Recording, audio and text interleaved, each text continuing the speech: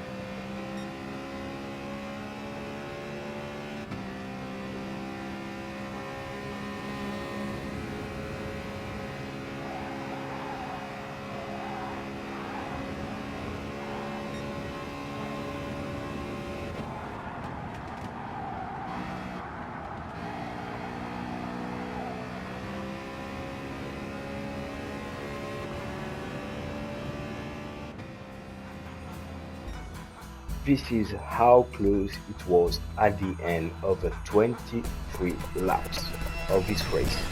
And a win, my first ever manufacturer win, and it's come on an oval track.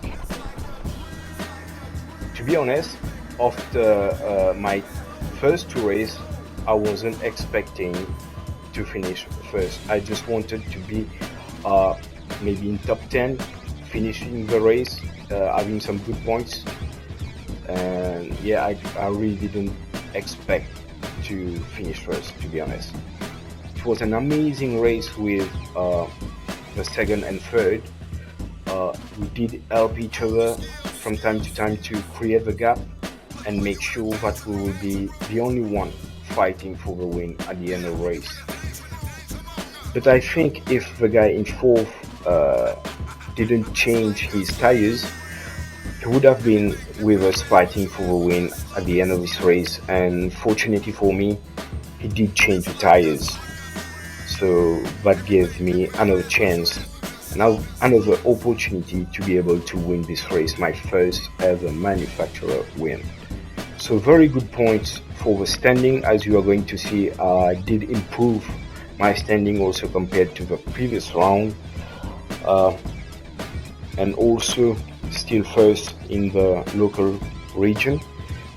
For the next round, we are going to be at Interlagos in the gr4 for my favorite track, one of my favorite tracks on the game.